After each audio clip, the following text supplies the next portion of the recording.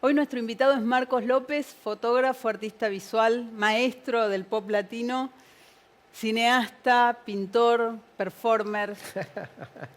Vamos a recorrer su obra y su historia. Tus fotografías, Marcos, son inconfundibles porque tienen un sello de autor inequívoco y además son muy reconocidas, no solamente acá. Sin embargo, hace un tiempo apareció esta idea de que vos considerás que ya fotografiaste todo lo que tenías por fotografiar, algo así, ¿es verdad eso? En general miento. Me cansé un poco de la fotografía y es un poco verdad que ya llegué a profundizar en algunos temas y siento que ya los hice. Un motel en el conurbano que se llama Tú y Yo, con un Chevy rosado en la puerta y un señor que vende sandías en el ángulo derecho. Voy con el auto y digo, esto ya lo fotografié hace 15 años. Por ahí le hago una foto para Instagram con el teléfono. Y me sigue apasionando la fotografía, la verdad. Lo que pasa que un poco me envicié con el teléfono y me envicié, digamos. Estoy utilizando mucho, por ejemplo, Instagram como medio de... No me quiero hacer el interesante, ni el inteligente, aunque bastante inteligente soy. Utilizo Instagram me interesa mucho escribir en la cantidad de caracteres que te deja Instagram. Entonces me tipeo mucho en el teléfono, por ejemplo, la situación del hotel alojamiento, que la fotografío y soy capaz de parar el auto y ponerme a tipear. Mi primer amor en Santa Fe, escuchábamos el ladrido de los perros en la noche del hotel alojamiento, Tú y Yo. Otra manera de editar las fotos. Y recuerdo la textura de las sábanas baratas y las toallas y los jabones chiquitos, esos jabones, y las alfombras con olor a humedad y los ladridos de los perros en la noche. Lo que recuerdo es el miedo, punto. Me entusiasma y lo publico.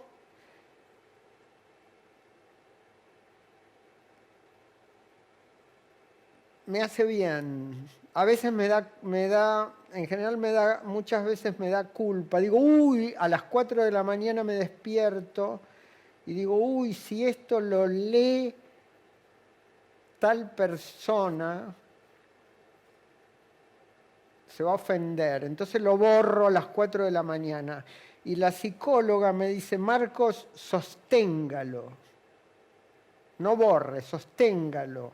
Y ahora estoy aprendiendo a sostener, que sería un poco aceptar, ¿no? O sea, ¿te gusta llamar la atención? Sí, me gusta llamar la atención. Hablaste de texturas recién. Las texturas tienen mucho que ver con tu obra. La textura del subdesarrollo, ¿no? Vos sabés que eso lo escribió Alan Pauls. Pauls.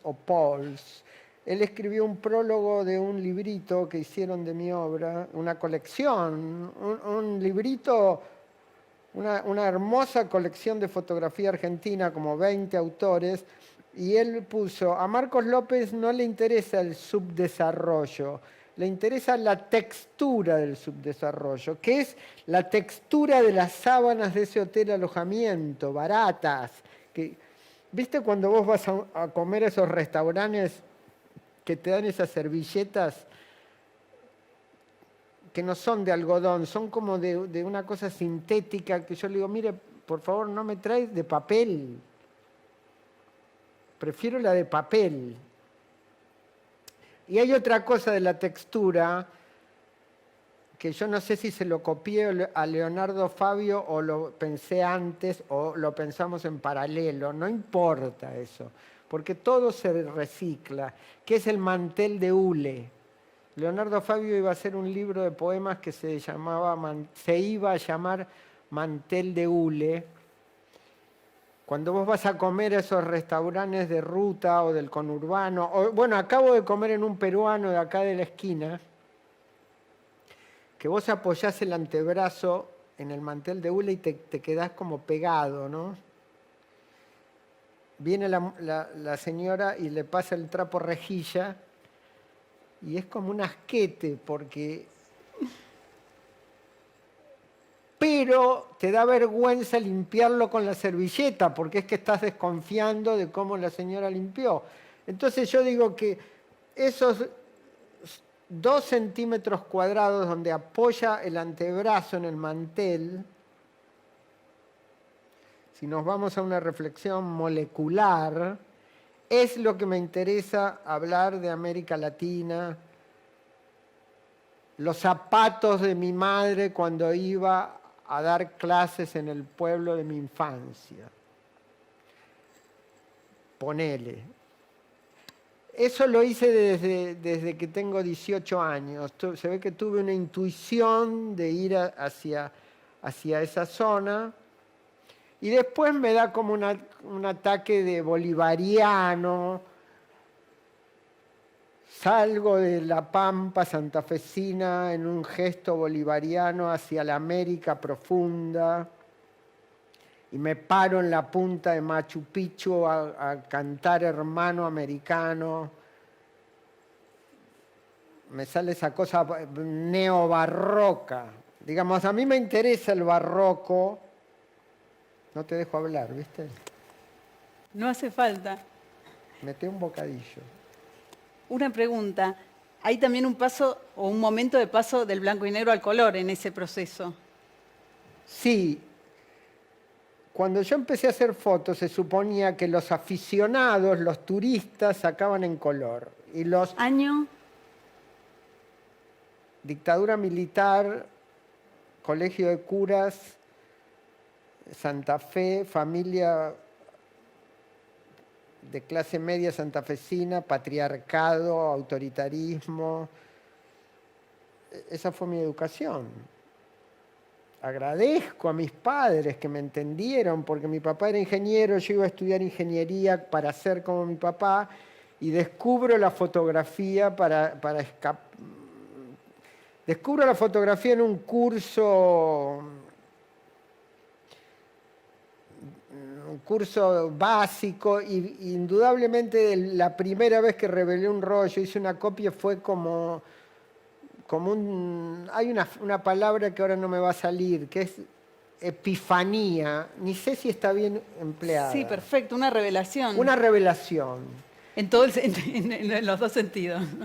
Y a veces digo, es como cuando a un huérfano lo dejan en un orfanato, se agarra del vestido de la primer monja que ve y no la suelta, como si fuera la madre. Yo me agarré de la fotografía, en un punto me salvó porque creo que siempre tuve mucha sensibilidad y estaba en ese mundo de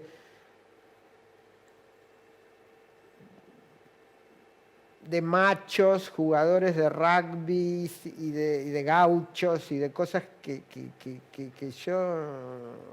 Y la fotografía me sirvió... ¿La descubriste en Galvez, en tu Santa pueblo? Fe, En Santa Fe. Y siempre fui bueno. Desde el principio hacía así y estaba bien. Encuadraba, me agachaba y estaba bien. Hacía unas fotos pretenciosamente surrealistas, como una especie de surrealismo provinciano, con unas metáforas así, de tipo unas botas en primer plano para representar la dictadura y unas perspectivas. Y al otro día me iba a fotografiar los barrios periféricos o supuestamente fotos con, entre comillas, sensibilidad social. ¿Y eso era en blanco y negro? Decís Blanco y negro, blanco y negro. Porque además era como el Pero lenguaje también, artístico, ¿no era? También era un poco de ignorancia porque yo aprendí en el Fotoclub de Santa Fe. No conocía los grandes fotógrafos americanos, norteamericanos de los años 60, 70, como William Eggleston, unos maestros del color que yo los descubrí tardíamente. Yo aprendí, en mi casa no había obras de arte, yo no iba a museos, veía los almanaques de la cocina de mis abuelos o leía la revista Fotomundo una vez por mes, que la miraba todos los días. No había internet, obviamente. Y en un momento me cansé del blanco y negro y dije, me fui a estudiar cine a Cuba. Me gané una beca para estudiar cine en la Escuela de Cuba. Yo, en la última hoja de Clarín, salían unos avisitos con una agenda, decía, beca para estudiar cine en Cuba, examen tal día en tal lado. Voy y gané. Había un montón eran como varios exámenes. Tampoco yo había pensado en estudiar cine, no era que quería ser cineasta. Me parece que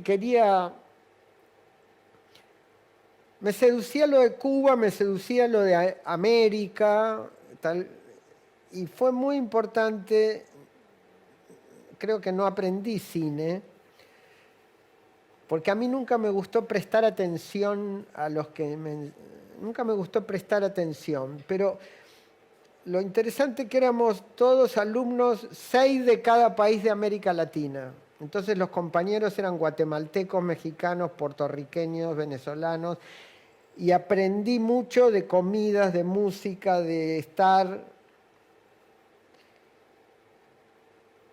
Y ahí había que hacer un ejercicio, entre comillas, documental, y a mí se me ocurrió filmar en los hoteles. Obviamente hice todas puestas en escena. Yo decía, bueno, si yo pongo en escena a 3 cantantes y le digo acción, lo que sucede lo documento y listo, es un documental. Porque porque los tipos están ahí y lo filmo. ¿Cuál es el límite entre la puesta en escena y el documental? Gran pregunta. Que la respondan los académicos y los teóricos, a mí qué me importa, digamos. Y filmé una cosa que me divirtió. Ahí creo que inventé el pop latino, porque, por ejemplo, me imaginaba un caimán embalsamado, un cocodrilo, un caimán que vendían en las tiendas para turistas de los hoteles, y digo, primer plano del cocodrilo con el trago y la palmerita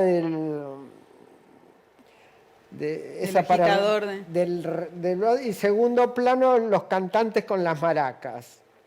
Viene un traveling así, clac. Y porque no quería hacer películas chupamedia de la Revolución Cubana, ¿viste? El sudor de los trabajadores de la caña. No, digo, voy a filmar en un hotel, me tomo unas cervezas y me voy al aire acondicionado y filmo ahí. ¿Ya en eso te diferenciabas de los compañeros que te rodeaban? Sí, creo que sí, porque parece que para ser revolucionario no se podía tener humor. No sé quién lo dijo eso. Había que... ¿Viste? Cómo sufrimos. Y perdón por hablar de mí mismo, eso decía Kuropatwa, un fotógrafo Kuropatwa, decía perdón. García Márquez le gustó, era el fundador de la escuela, me llama y me dice en el oído, oye, tú ya no tienes que estar más aquí. Porque al tipo le divirtió toda esa cosa bueno, él siempre tuvo como ese humor irónico, ¿no? Y también yo quería hacer un tipo de fotografía que sea muy latinoamericana, pero que se diferencie de un estereotipo latinoamericano, que es el blanco y negro andino, tipo el cóndor pasa en los Andes en blanco y negro y los pueblos originarios con contraste y sufrientes. Yo quería hacer algo muy latinoamericano con anteojos chinos de Taiwán y chancletas hawaianas de $1. Y lo hice en pleno menemismo, cuando iba al 11 y compraba Ray-Ban truchos de $1 y telas de leopardo. Y no lo digo yo, lo dicen los críticos de arte o los que se especializan en... Me da un poco de pudor elogiarme, o no me estoy elogiando, estoy describiendo, ¿no? Marcos López documentó el menemismo mientras el menemismo sucedía. O sea, mis fotos de los años 90, inclusive escribí unos textos, la Argentina como shopping center de cartón pintado que tambalea azotada por los vientos patagónicos. El menemismo, que fue un desastre, una cosa que socavó los cimientos de todo un país, que él andaba con la Ferrari roja, y eso era lo que yo fotografiaba, digamos, el cartón pintado. Y después viajé por América Latina y el pop latino, no sé si ese nombre lo inventé yo o algún periodista o crítico lo puso, que finalmente creo que no es arte pop, el arte pop es otra cosa. Entonces dicen, Marcos López, pop es popular, a mí me interesa lo popular y me interesa que mi obra no sea hermética. O sea, hago un Gaucho Gil, lo entiende todo el mundo. Y no solo lo entiende todo el mundo, sino que se reproduce en altares populares a lo largo y a lo ancho del país. Un Gaucho Gil y reinventa la figura del Gaucho Gil, ¿no? Mi Gaucho Gil, la gente lo saca de internet y lo plotean en los altares de la ruta, pero si vos googleás, el Gaucho Gil sale pasivo. Tiene unas boleadoras y está como pasivo así, medio así. La imagen tradicional. La imagen tradicional. Claro. Yo lo hice como Juan Moreira, con un facón. Pero y esa reinterpretación es la que adopta la gente hoy en el culto popular. Ahora la gente usa mi foto del Gaucho Gil y dentro de 2 generaciones el Gaucho Gil que se va a recordar va a ser el gaucho con facón. La gente se lo tatúa en la espalda, se tatúan un gaucho con facón, porque no había fotos del Gaucho Gil. Entonces lo que se va a recordar, esto también te demuestra, me voy a alargar a decir una barbaridad, que la historia es algo dinámico, depende de quién la cuente. Entonces el Gaucho Gil, a mí se me ocurrió que cuando la policía lo iba a detener, dice, me van a ahorcar, pero antes me mato 2 o 3. Y lo hice con facón.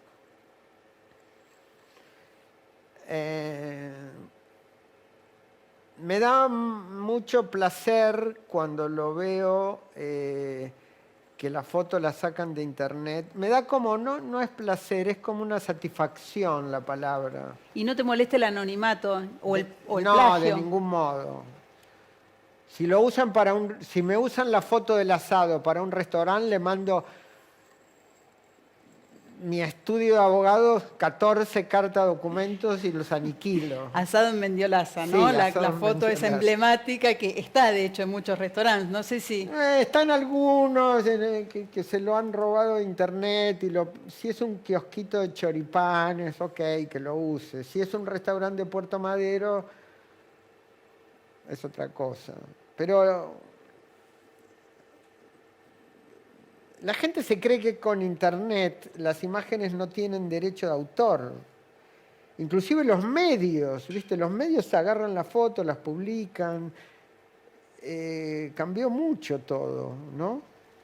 Mucho. ¿Y cómo es el caso, por ejemplo, de fotos que vos Yo empleás? también, quien roba a un ladrón tiene 100 años de perdón, porque yo también manoteo de todos lados.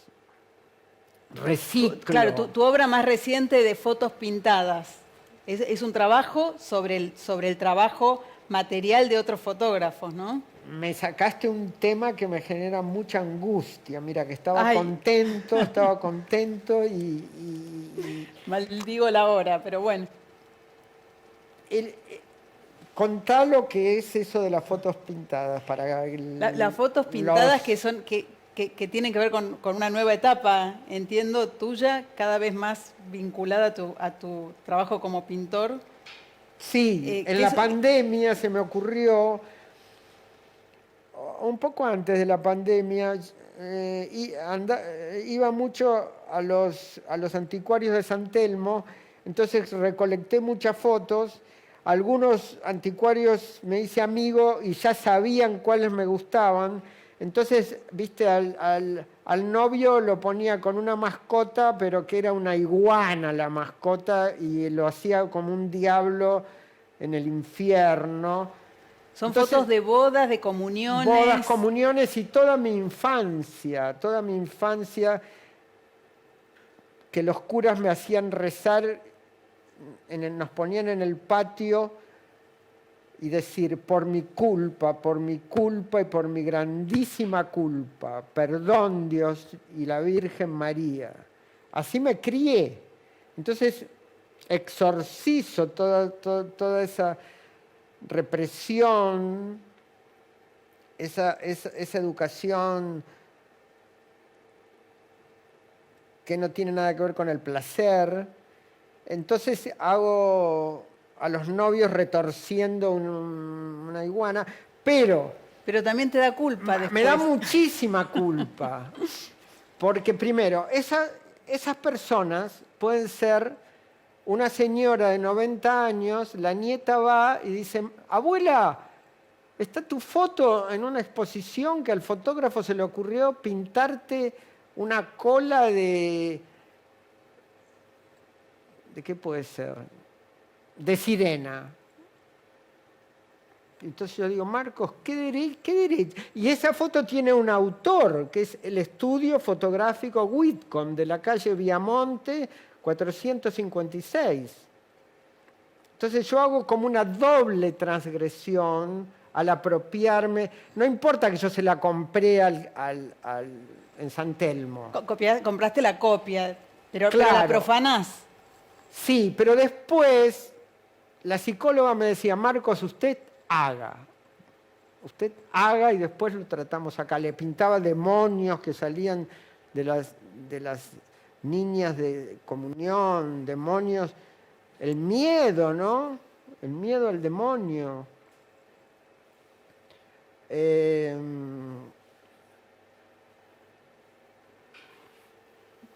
Creo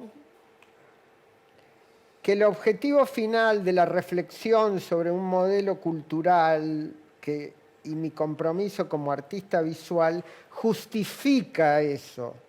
Y no pasa nada, ¿viste? Son fotos, o sea, está todo bien. Yo porque siempre me boicoteo y cuando tengo éxito digo, uy, siempre pienso que un juez me va a venir a buscar y casualmente en el prólogo del libro que va a salir, vamos a hacer un libro que se va a llamar Marcos López Intervenido.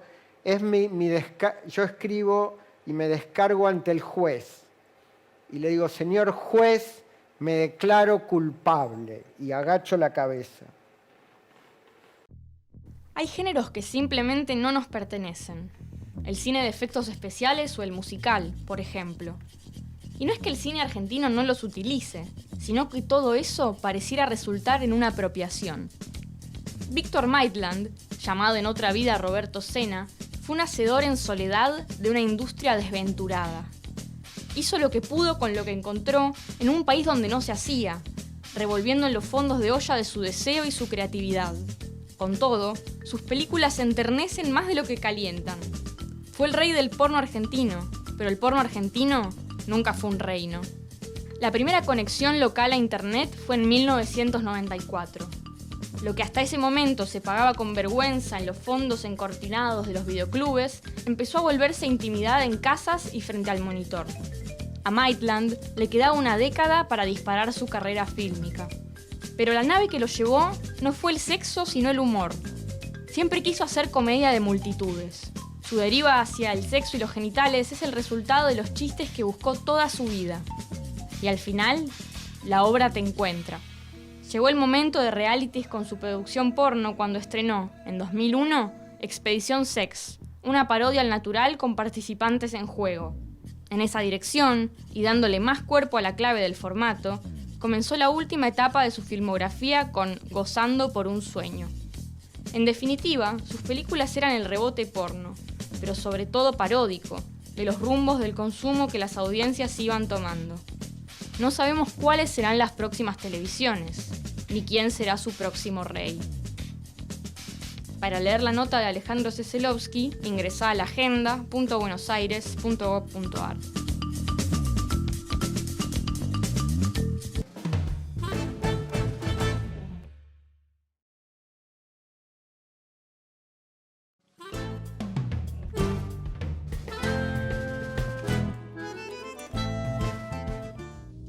Alejandro Ross, dedicado entre otros menesteres al diseño de tapas de discos, trabajó para artistas como Luis Alberto Spinetta, Fito Páez, Damas Gratis, Soda Stereo, Divididos, Vicentico, Miranda, Juana Molina y Babasónicos. También está detrás de las tapas del suplemento Radar, Soy y Las 12, del diario Página 12. Llegado de Tucumán en 1985, de Buenos Aires le llamó la atención la era del post-punk. En sus palabras, el under estaba lleno de peinados raros. Era muy marcada la diferencia entre el under y la superficie de la ciudad. Todo lo que sucedía te lo informaba el diario, el suplemento Sí de Clarín, por ejemplo, o el Boca en Boca. Ver a esa gente vestida así, escuchando esa música, fue impactante. En 1992, Ross tenía 28 años y cumplía un sueño. Le propusieron realizar la tapa de Dínamo, el disco de Soda Stereo. Lo llamó Daniel Melero y al poco tiempo los presentó. Lleva diseñadas al día de hoy más de 200 tapas. Para cada músico con el que trabajó, diseñó más de 10. La única razón por la que no se cansa es porque cada músico es distinto y cada uno tiene su universo. Por eso se dedica a conversar con ellos y escuchar su obra. Eso es lo más divertido, afirma, hablar con los músicos. No le gustan los objetos. En su casa no hay casi nada. No hay cuadros ni muebles. El único objeto es un equipo de música. Es lo único que le gusta. Y es a la vez parte fundamental de su trabajo. No tanto el de diseñar, sino el de meterse en la cabeza de los artistas para los que diseña. Para leer la nota de Damián Damore, entrá a laagenda.buenosaires.gov.ar. Marcos, estás trabajando también en un libro. Sí, por suerte la Universidad del Litoral de Santa Fe y la UNA, que es la Universidad de Arte de acá, me ofrecieron, van a coproducir un libro con estas fotos antiguas pintadas a mano, que se va a llamar Marcos López Intervenido. Intervenido es como vaya preso, detenido. Entonces, en el prólogo yo escribo mi descargo ante el juez y me considero culpable. Sí, señor juez, soy culpable de apropiarme de las fotos de otros fotógrafos y de pintarle unos cuernos al novio y demonios y que los vestidos de novia se queman.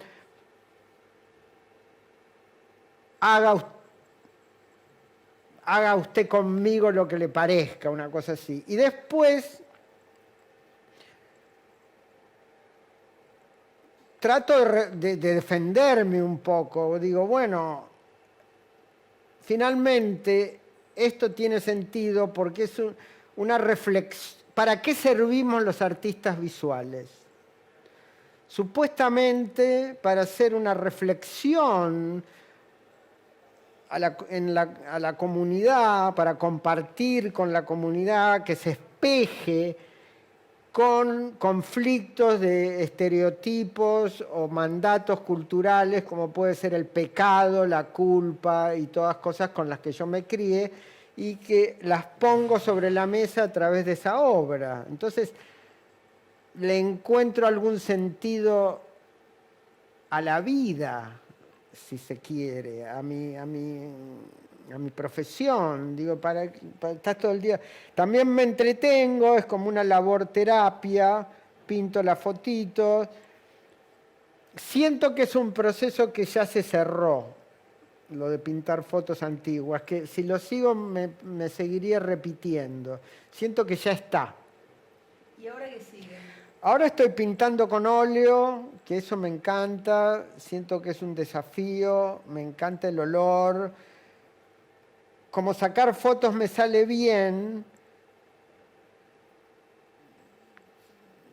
ya no me representa mucho o sea, siento que ya lo hice, entonces pintar no me sale tan bien y me gusta quedarme en mi casa porque tengo una casa grande, no me gusta andar por la ciudad de Buenos Aires porque no me gusta el tránsito, no me gusta el ruido, no me gusta pisar cacas de perro, entonces me gusta quedarme en mi casa, me levanto a la hora que me da la gana, que en general es a las 5 de la mañana porque duermo poco. Ahora me estoy levantando muy temprano, hago yoga 1 hora, no, media hora.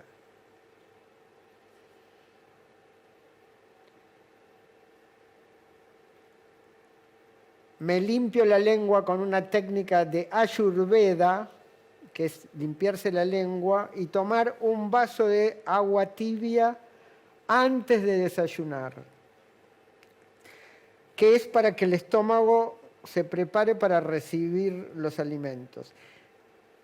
Una cosa que me encanta hablar son como hacer un programa de consejos de autoayuda para la salud. Esto que contás da una imagen de una gran disciplina y por otro lado uno tiene una imagen muy anárquica No tuya. tengo la única disciplina que tengo, bueno, el desorden, o sea, yo me pongo a pintar, ¿no? Entre que en el camino que voy a pintar encuentro algo por acá y me pongo a ordenar unos negativos de los años 80. Después no me acuerdo dónde dejé los anteojos. Después me pongo a escribir en Instagram. Después me pongo o sea, voy como trabajando en varias cosas en paralelo. En un desorden total. Mucho caos que ya lo asumo, ni siquiera lo reivindico. El otro día vi una película de hizo Pino Solanas, Yuyo Noé y Tato Pavlovsky. Hicieron un documental, lo hizo Pino, que yo lo quiero mucho a Pino porque trabajé con él. Claro, lo seguiste vos como documentalista. Sí, como documentalista lo seguí a Pino, le tengo mucho cariño. Lo pongo en mi estante de maestros, de algún modo. ¿Junto con quiénes? Con Tato Pavlovsky, que fue mi terapeuta. Yo hice psicodrama con Tato, que se aparecía con su 1,95 m de altura. Era como pagar la entrada para verlo a Tato Pavlovsky. No sé si me curó de algo. Entraba Tato y decía, yo soy muy neurótico, siempre creía que me iba a morir. Íbamos con mi mujer al cine y le decía, Mari, me muero. Y Tato me dio un consejo, que cuando estaba atrapado con su mente, se iba a tomar un café al bar de la esquina. Entonces escuchaba la conversación de los taxistas, que opinaban sobre las noticias de la televisión, y eso lo bajaba, porque uno está en el conflicto existencial. ¿Para qué hago esto? Y total nada sirve.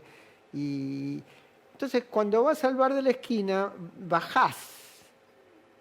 Que yo me la paso meditando así media hora y digo, pienso en la respiración, pienso en la respiración, pienso en la respiración. En general pienso en la plata, me gusta mucho hablar de plata.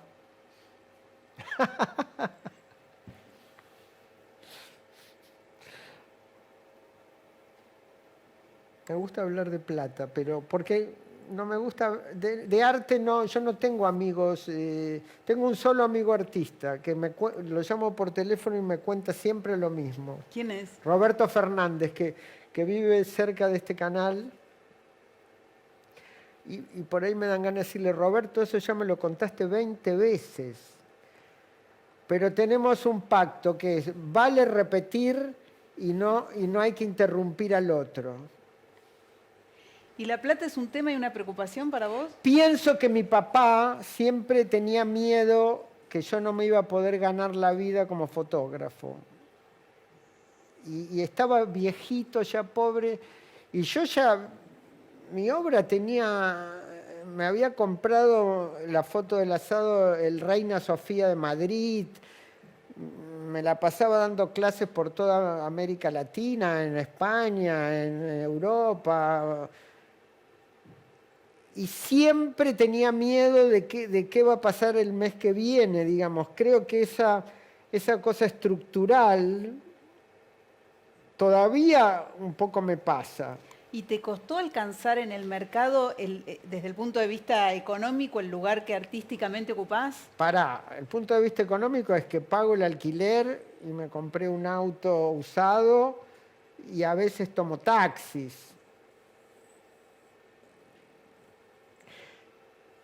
Hoy me encontré con un amigo que es uno que tiene un anticuario en San Telmo, que está totalmente loco, le mando un saludo si me está viendo, Nepo. Dice, Marco, yo soy millonario porque hago lo que me da la gana, que es estar todo el día trapicheando cosas. Y es verdad, el tipo... Eso es el concepto de vivir una vida plena. El tipo hace lo que le gusta, se levanta temprano, se va a la feria de Solano, que no sé ni dónde queda, a las 5 de la mañana para ganarle a los otros anticuarios y compra primero. Entonces... me consigue las fotos viejas. Ah, es uno de tus proveedores. Es uno de mis proveedores que tiene un ojo. El tipo, un ojo muy agudo y me consigue fotos que son una joya. Creo que en la muestra que hice tendría que haberle puesto en los créditos a él. Pero nos fuimos de tema. Sí, me hablabas de una película de Pino, de un documental de Pino. Que Pino compartía con Tato Pavlovsky y con Yuyo Noé, que los tres hablaban del caos creativo como método. Y hay algo que se puede decir, por ejemplo, esta conversación está tomando una forma caótica y después va a desembocar en algo. O el mientras tanto, ¿entendés? Por ejemplo, yo nunca, no me importan los desenlaces. A veces cuento anécdotas y no me importa el desenlace. Por ejemplo, ahora estoy viendo una serie, a mí no me gusta ver películas.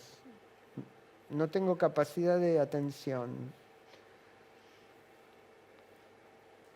Y ahora inventé una fórmula para practicar inglés. Estoy viendo Better Call Saul, que me encanta la serie. Pero entonces, Primero la miro en inglés con subtítulos en español. Después miro el mismo capítulo en inglés con capítulos en inglés. Y Con los subtítulos leo. en inglés. Con subtítulos en inglés. Entonces, escucho y leo. Y después la veo sin subtítulo. Son 6 temporadas, te aclaro. No, pero veo un capítulo por semana, ¿viste? Un capítulo por semana. Así para... Digo, Marcos, tenés que mejorar tu inglés porque hablando... Así vas a tener más éxito internacional. Ese es un objetivo. Sí. Si hubiera... Yo me quedé con el tercer año de Lenguas Vivas de la Academia de Santa Fe. Ese es mi nivel de inglés. Nunca pasé de ese nivel y ahora de grande me entretengo mirando las series y leyendo los subtítulos en inglés. ¿Y el proceso de aprendizaje con el óleo cómo es? Tutoriales de YouTube. Todo está en YouTube. Vos decís, ¿cómo hacer la piel de un hombre moreno haitiano? Escribís eso, haces Enter y te dice, ponga azul de Prusia con negro, con marrón, tierra siena natural y un toque de rojo. Y después miro la vida de Bacon, la vida de Freud, de este pintor Lucian Freud, que son unos animales. Entonces, y miro tutoriales, después me olvido lo que miré a la noche y me propongo, digo, voy a hacer esto. Entonces, es muy interesante. Muy. Voy a decir algo muy interesante. Te escuchamos. Mezclo y digo, voy a pintar un bidet que salga una fuente y una persona lavándose la cara con la fuente del bidet. Digo, esto va a ser muy transgresor. Empiezo a hacer la forma del bidet y digo, no. Entonces me acuerdo de El Bosco, suponete, y me sale un monstruo del Bosco. Busco en el teléfono, googleo El Bosco y trato de copiar, de transformar el bidet en un monstruo. Sale cualquier otra cosa. Pero es un sistema. Es un sistema.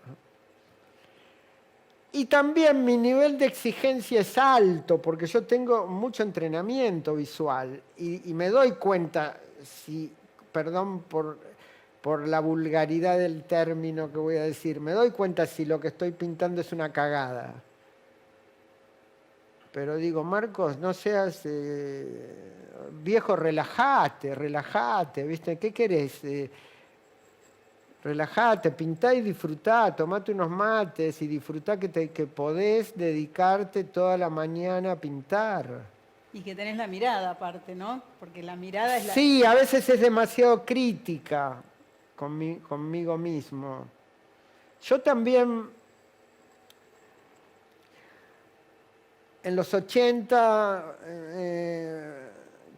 conocí a Liliana Maresca, me juntaba con artistas, la verdad, grandes artistas, que éramos amigos en esa época. Y que trabajaron juntos. Trabajábamos juntos. Entonces todo eso te va quedando como un backup.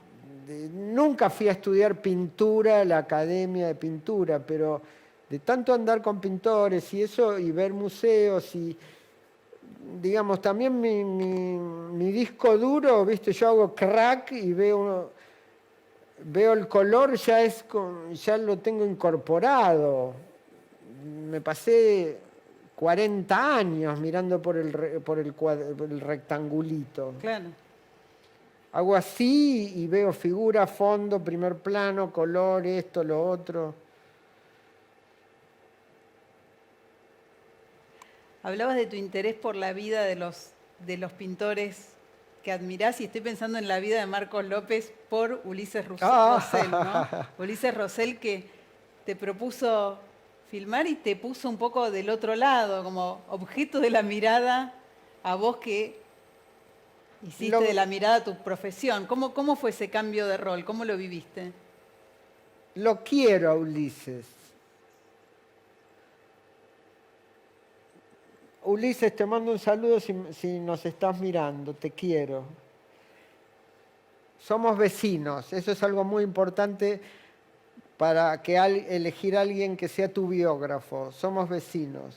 Para un documentalista que Es se muy proponga hacer importante, tu retrato. muy importante ser vecinos y muy importante que el profesor de yoga quede a menos de 4 cuadras y que el psicólogo quede a menos de 4 cuadras. Está todo en ese radio en tu vida. Esas son mis 4 cuadras. El psicólogo, yoga y Ulises. Y Ulises, como me agarra en un momento de mi vida que me estaba de una separación matrimonial de muchos años, yo estaba destruido, tirándome por los rincones. Entonces, como a Ulises le interesaba hacer una película sobre mí, lo llamaba por teléfono y me tenía que atender. Y le decía, Ulises, me siento mal. Entonces le contaba. Y yo no tenía muchas ganas que haga una película sobre mí, pero él se lo propuso y fue más hacia la vida privada, entre comillas, que a la obra. Porque a él se le ocurrió decir, Marco, si quieren ver tu obra, está en YouTube. Entonces me filmó con mis hijos, haciendo yoga, yendo al dentista, yendo al acupunturista. A mí me gusta mucho hablar, me gustan mucho las técnicas de osteopatía, acupuntura, siempre busco cosas. Y es una película, ahora la miro y me parece triste, porque yo estaba triste. Me gusta que no es pretenciosa, y Ulises no es pretencioso. Me gusta, a veces le diría, Ulises, ¿por qué no te filmás 3 planitos más que vas a ver que es mejor? Porque como yo soy director también, no me hacía caso. Le digo, Ulises, poné 2 días más de rodaje, viejo. Filmemos un plano acá para que se vea. Si yo llevo el gato a la veterinaria, mañana vamos a filmar, hagamos una puesta en escena que estoy entrando a la veterinaria y se va a entender que es una veterinaria. Nunca lo hizo. Y después, una vez nos peleamos por plata, porque nunca habíamos hablado de plata. Y le dije, Ulises, pará. Yo quiero el 30% de la guita esta, de lo que el Instituto del Cine dé. ¿Pero cómo? ¿Vos quién te crees que sos? Ah, ¿en esos términos? Sí, en esos términos. ¿Quién me creo que soy? Que cuando vos prendés la cámara, yo empiezo a actuar. Actúo de Marcos López, número 1. 2, te doy las ideas. Ulises, ahora voy a ir al acupunturista.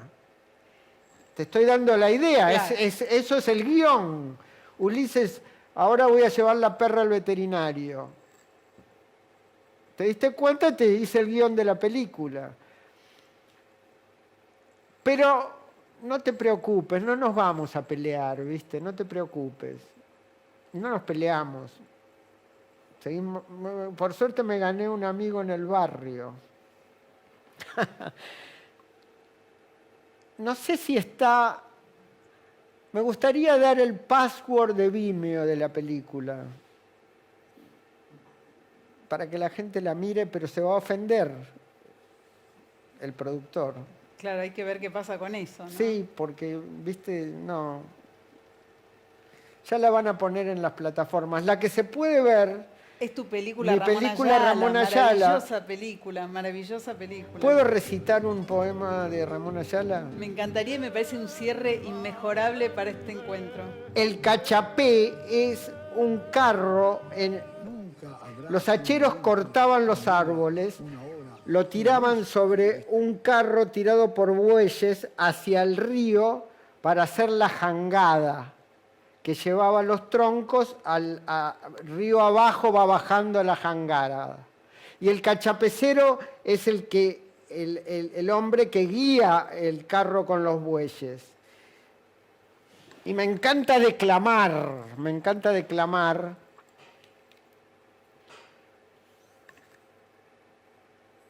Por suerte están todos en los celulares.